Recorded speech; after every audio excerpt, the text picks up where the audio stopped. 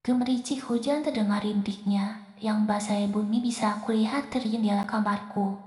Di atas kertas putih ini, aku menuliskan tentangnya, yang selalu aku cari hadirnya di sekolah. Tentang dia yang hanya aku bisa fagumi dari jauh. Ditemani alunan lagu mengagumi dari jauh ciptaan Tulus, semakin redup saja rasanya. Dear Diary, mungkin jika engkau bisa berbicara, kau akan muak denganku yang selalu menuliskan tentangnya. Bahkan, puisi-puisi itu berakhir pada tempat yang sama tanpa dibaca dan diterima. Meski bait puisi itu tak pernah ia baca, dan sketsa gambar yang tak mungkin ia lihat, aku akan tetap membuat keduanya. Karena dengan cara ini, aku mengungkapkan perasaanku padanya. Tiupan angin menerpaku yang kala itu memperhatikannya dari sekian banyaknya orang di lapangan. Bahkan melihat dari jauh begini saja, mataku masih bisa mencari hadirnya. Kukira senyumku pun selalu mengembang setiap melihatnya. Lamuranku pun pudar ketika Deva mulai menyenggolku secara sengaja. Dia menyadari aku yang terpaku oleh satu sosok yang selalu aku ciptakan padanya. Ngeliatin terus nih. Mau sampai kapan, nak? Keburu diambil orang loh. Gak tahu sampai kapan kau deketin gimana caranya. Malu ah. Lagi nih ya, lu udah dapet nomornya, Instagramnya. Masa cuma berakhir buat di stalkingin doang? Sayang banget. Manfaatin lah. Ucapnya sebelum masuk ke kelas meninggalkanku sendiri yang mulai berpikir. Memang benar kata Deva, tidak ada salahnya dengan perkataannya. Yang salah hanyalah aku yang terlalu takut dan malu untuk mulai mendekatinya secara langsung. Gimana ya caranya? Gumamku. Pikiranku terus tuju pada perkataan Deva siang itu. Bahkan sampai saat aku tiba di rumah seperti sekarang ini pun, aku terus memikirkan bagaimana cara untuk menyatakan perasaanku tanpa dia tahu. Aku terlalu takut dan malu untuk mengetahui bagaimana respon yang aku dapat jika dia tahu aku menyukainya. Walaupun mungkin dia tidak mengenalku, tetapi aku terlalu malu untuk membayangkannya ke depan akan seperti apa. Tidak apa-apa bukan jika aku confess tanpa memberitahu identitasku. Setidaknya aku sudah memberanikan diri untuk mengungkapkan perasaanku padanya. Soal dia penasaran ataupun tidaknya, biarlah jadi urusanku nanti. Sekarang, aku hanya ingin hatiku lega. Apa pakai love letter aja ya? Mendapatkan ide itu, dengan cepat aku meraih buku notebook dan mulai menuliskan untuk mengalahkan semua perasaanku padanya selama ini. Tanpa menyebutkan identitasku, dalam hati aku berdoa, semoga aja dengan begini aku berhasil confess tanpa diketahui siapapun. Kalau sampai ketahuan, rasanya aku gak mau bikin lagi, nyerah aja deh. Pintu kelas terbuka lebar. Terlihat hanya beberapa siswa di dalamnya. Darren melangkahkan kakinya menuju mejanya. Sesampainya ia di sana, terlihat secara surat berada di kursinya. Dengan cepat tangannya meraih surat tersebut. Rasa penasaran pun menyeliputinya. Apa gue buka aja ya? Kayaknya bukan surat resmi juga. Enggak apa-apa lah. Setelah membaca surat itu, matanya tertuju pada sekeliling kelas, mencari-cari orang yang mungkin iseng menaruhnya. Woi, siapa yang naruh surat di kursi gua? Surat apaan? Anjay, bro, dapat surat cinta nih. Mana lihat. Gue tahu yang ngirim siapa? Siapa? Pasti cewek. Ya iyalah, kocak gak mungkin juga cowok.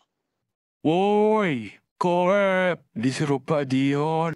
Ucapan siswa di ambang pintu kelas membuat para siswa itu mengamasi barang mereka, beranjak ke lab. Begitu juga dengan Darren yang langsung memasukkan surat itu ke tasnya. Dan beranjak dari sana dalam hatinya Darren masih bertanya-tanya, siapa sang pengirim surat itu? Cahaya rembulan menyinari malam itu.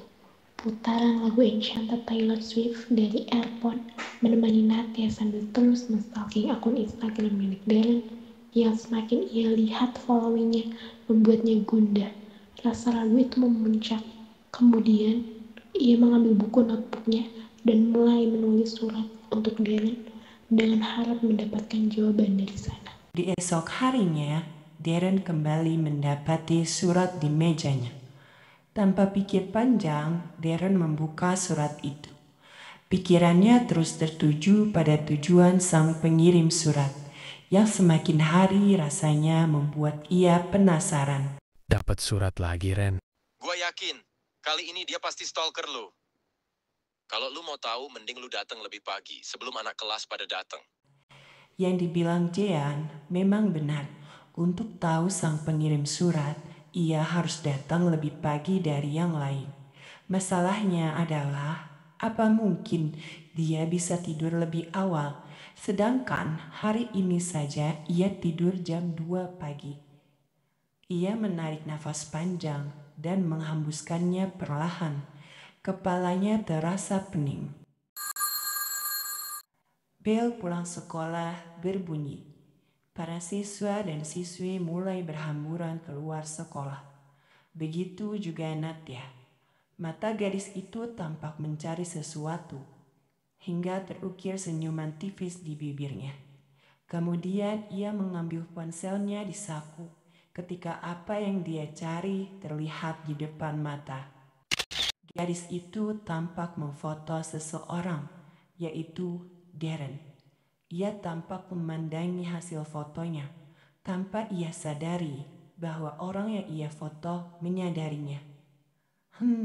Kayak ada yang moto gue, batin Darren. Apa mungkin dia yang selama ini ngirimin gue surat? Batinnya melihat lirik ke arah Natya yang sedang fokus pada ponselnya. Pagi-pagi sekali, Darren sudah sampai di sekolah. Langkahnya terhenti melihat dua siswi melintas dekat kelasnya. Pikiran langsung tertuju pada surat-surat misterius di mejanya beberapa hari yang lalu. Tapi, kalau emang salah satu dari mereka, gak mungkin naruh suratnya berdua. Pasti ada yang curiga kalau lihat. Mungkin gue salah. Gak mungkin mereka. Darren lanjutkan kembali langkahnya menuju kelas. Dan benar saja, sudah terdapat secari kertas, namun kali ini berbeda. Bukan surat yang ia terima, tapi sebuah gambar sketsa yang mirip sekali dengan foto yang ia unggah di Instagram. Alunan musik di acara pensi terdengar. Para siswa bersorak meramaikan pensi itu. Di tengah keramaian itu, Natya masih saja sibuk dengan buku sketsanya. Tangganya terus membuat garis, menyempurnakan karyanya. Gambarin si dia lagi ya, Nah. Iya. Iya, kemarin surat lo dibales kah? Ya enggak lah, kalau dibales gue udah ketahuan. Kenapa nggak dari manifest aja, Nak? Pengen aja semua ini cuma aku sama dia yang tahu. Ya paling sama kalian juga. Terus kamu lanjutin kayak gini terus, Nak? Kantin yuk, lapar. Ajak Mia yang langsung diikuti dengan teman-temannya. Menyadari bahwa teman-temannya hendak meninggalkannya, Natya dengan cepat masukkan buku dan alat tulisnya. Tanpa menutup sleting tasnya yang tanpa sepengetahuan Natya, buku itu terjatuh saat ia mengejar teman-temannya. Sebuah tangan mengambil buku itu. Tangan itu tampak membuka halaman pertama buku untuk melihat siapa pemilik buku itu. Di sana terdapat nama pemilik buku itu, namun yang membuatnya menarik ada sebuah gambar sketsa yang sama seperti yang ia temui di mejanya beberapa hari lalu. Malam itu Natya dilanda rasa khawatir karena buku sketsanya hilang usai pentas kemarin. Sepertinya jatuh karena ia baru menyadari bahwa tasnya terbuka saat hendak mengambil ponselnya setelah jajan. Sebenarnya ia tak masalah jika saja buku itu tak ia beri nama, apalagi buku itu berisi sketsa Darren yang ia gambar. Pikirannya terus berputar pada suatu hal buruk yang mungkin akan terjadi sampai-sampai membuatnya tidur selarut ini.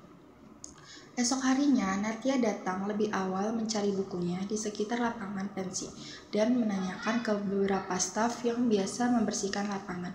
Namun, tak juga ada yang menemukan buku sketsanya hingga jam pelajaran hari itu usai. Rasanya Natya sudah pasrah pada nasib buku itu. Di tengah koridor sekolah yang masih ramai, Natya hanya bisa terduduk dengan menatapi wajah murungnya. Helaan nafas sudah berkali-kali ia lakukan untuk menenangkan dirinya. Langkahnya terhenti saat seseorang menepuk pundaknya. Mendapati itu Natya berbalik ke belakang dan melihat Darren di sana. Lu Natya ya? Iya. Kemarin gue temuin di lapangan.